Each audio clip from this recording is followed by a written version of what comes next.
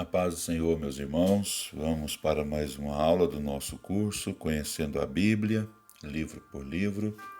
Na aula anterior tivemos uma introdução ao livro de Juízes e hoje e na próxima aula também estaremos falando sobre Juízes. Vamos seguir esse esboço, esse roteiro aqui desta página. Bom, vamos falar aqui sobre a introdução do livro de Juízes. Essa introdução ela vai cobrir a época posterior à morte de Josué. No capítulo 1 de Juízes, vai falar sobre as guerras independentes das tribos. Juízes começa narrando a vitória incompleta das tribos. As tribos estabeleceram lenta e dificultosamente suas heranças, porque elas guerreavam de maneira isolada. No caso de Dan, por exemplo, os amorreus bloquearam-lhe a entrada e a planície, e finalmente muitos danitas migraram para outras partes. Quando os israelitas recuperaram as forças, submeteram os cananeus a um tributo, a trabalhos forçados, desobedecendo a ordem de Deus lá de Juízes 1 e 28.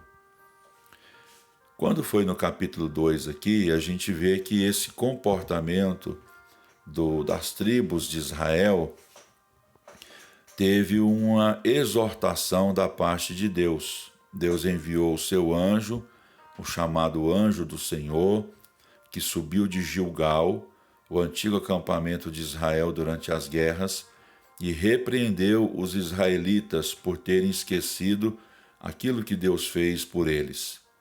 O povo chorou e ofereceu sacrifício, mas seu arrependimento foi passageiro.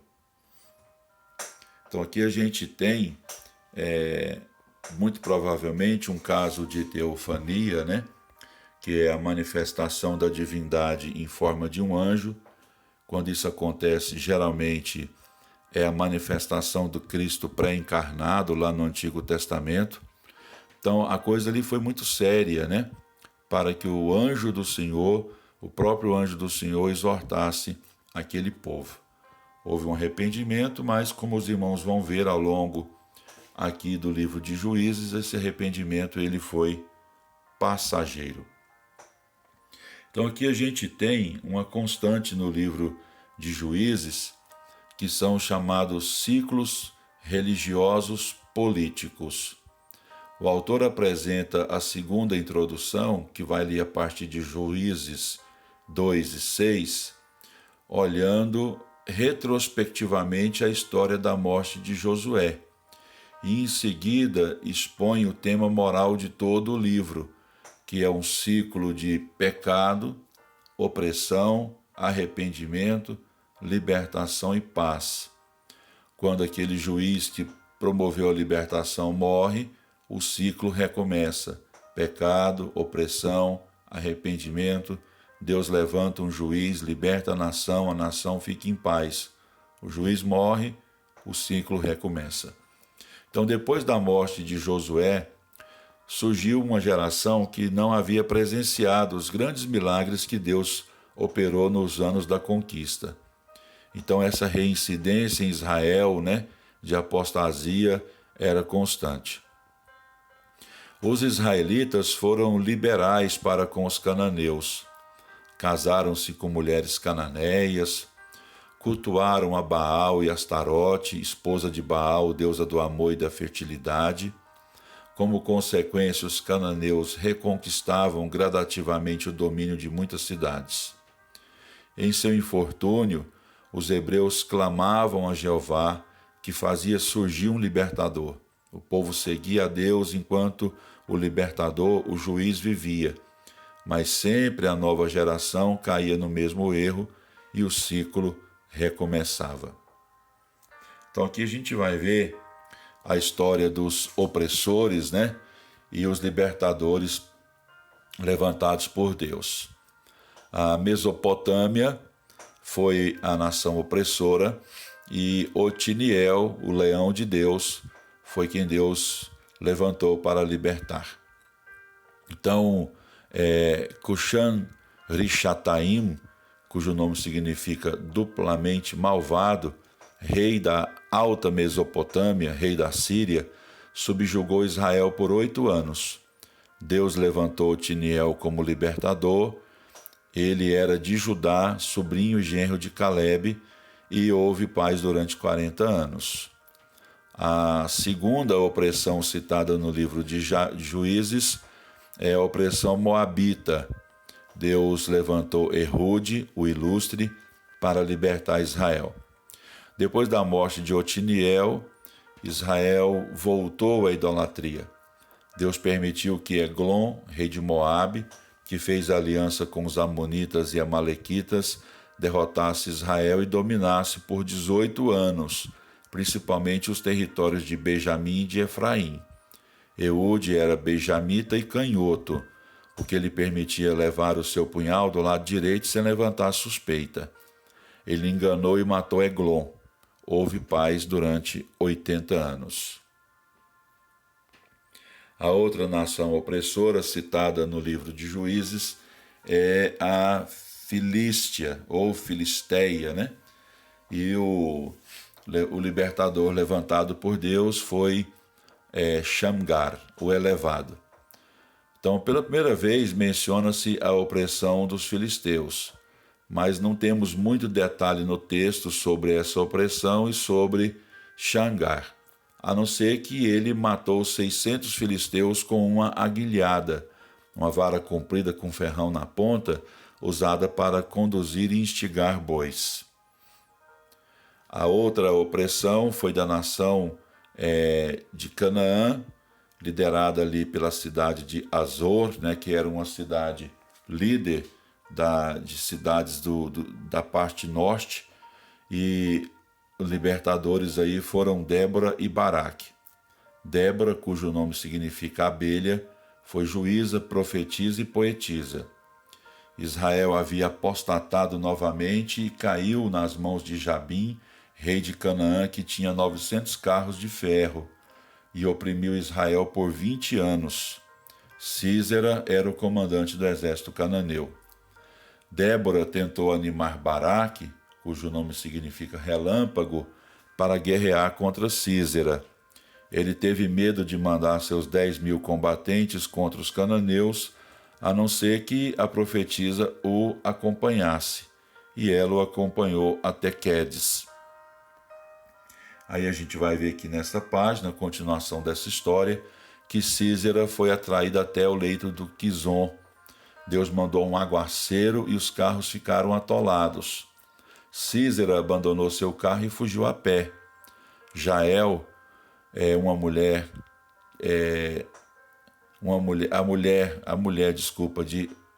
que era um queneu, né? Convidou Sísera para refugiar-se em sua tenda. Jael simpatizava com o povo de Israel e aproveitou a oportunidade para livrar os hebreus, matando Sísera, o comandante do exército cananeu.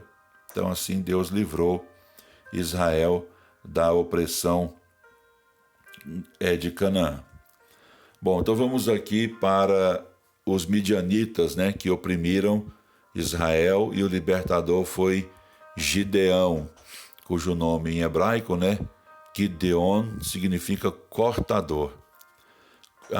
Outra vez os israelitas caíram na idolatria. Deus permitiu que os midianitas, povo nômade, que caminhava com os seus camelos na península do Sinai, oprimissem Israel. Não se estabeleceram em Canaã, mas aproveitavam-se da terra anualmente ao se aproximar o tempo da colheita. Com isso, Israel foi reduzido a uma grande miséria durante 7 anos. Finalmente perceberam que só o Senhor poderia livrá-los ou salvá-los. Deus enviou um profeta que condenou a desobediência de seu povo, mas parece que eles não deixaram completamente o culto a Baal, considerado como o Deus da colheita.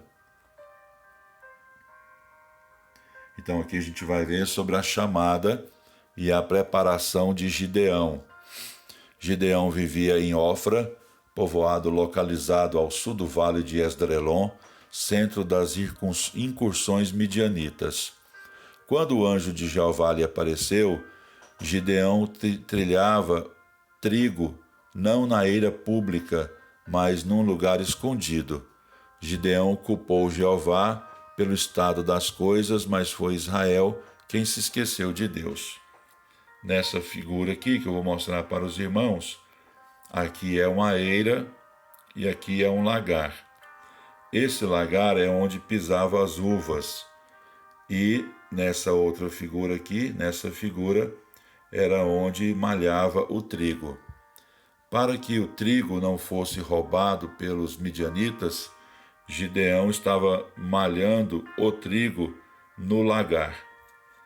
Ele fez isso para proteger a sua colheita, porque ninguém imaginava que alguém ia malhar trigo num espaço tão pequeno como era o lagar. Isso demonstrou uma atitude, bem inteligente, bem estratégica da parte de Gideão. Então, o primeiro passo para libertar o seu povo foi a destruição do altar público de Baal e do tronco sagrado de Azera, deusa da fertilidade e mãe de Baal, que pertenciam a Joás, pai de Gideão. Gideão foi chamado de Jerubaal, aquele que luta com Baal. O segundo passo na preparação de Gideão foi que o Espírito do Senhor o revestiu, dando-lhe poder e coragem. Ele convocou as tribos vizinhas para que se juntassem a ele para atacar o inimigo e pediu aí sinais de Deus. Depois os irmãos leiam o texto, por favor. Então aqui a gente tem a guerra, os irmãos conhecem bem essa história. 32 mil israelitas se apresentaram, o número foi sendo reduzido até chegar ao número de 300 israelitas. Gideão estava um tanto quanto apreensivo, mas ao descer até onde estavam os midianitas e ao ouvir os midianitas conversando no acampamento acerca de um sonho que eles tiveram, onde Gideão seria vencedor, Gideão então se reanimou. Então vamos aqui para a próxima página.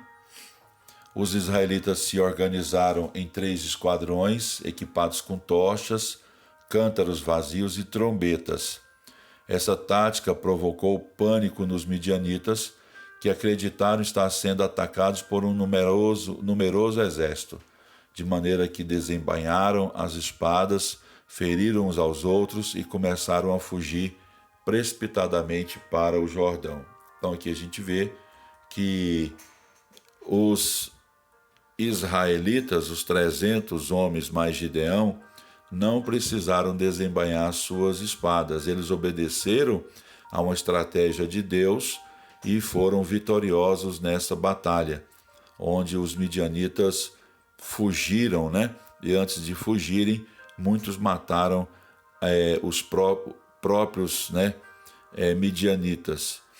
Bom, então vamos aqui para esta última informação, onde diz que Gideão rejeita ser rei. Então Gideão mostrou grande prudência quando rejeitou o título de rei. Depois de negar-se a ser rei, ele comportou-se de modo insensato. Então aqui a gente tem, em primeiro lugar, Gideão sendo sensato, rejeitando o título de rei, mas depois ele passa a agir de modo insensato. O que ele fez? Ele fez uma estola sacerdotal, provavelmente algo diferente da estola ou da vestimenta sacerdotal levita.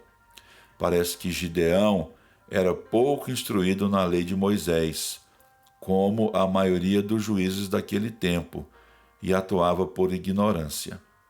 Seu seu grande número de mulheres lá no harém e seus muitos filhos foram causas de problemas em sua família, depois de sua renúncia à liderança. Nos dias de Gideão, a terra teve sossego por 40 anos. Então, resumindo aqui essa letra D, Gideão foi prudente em rejeitar o título de rei, mas se comportou de maneira adequada, de dois modos: fazendo uma vestimenta sacerdotal, uma vestimenta nova, e ele não era sacerdote, portanto ele não podia usá-la. E era proibido a um grande rei ou a um grande líder israelita fazer um harém, ter muitas mulheres. Então isso ele fez de modo equivocado, né? Duas coisas que demonstraram a sua ignorância quanto à lei de Deus. Mas nos dias em que Gideão viveu, a terra teve paz. Então termina aqui a nossa aula de hoje. Deus abençoe os irmãos.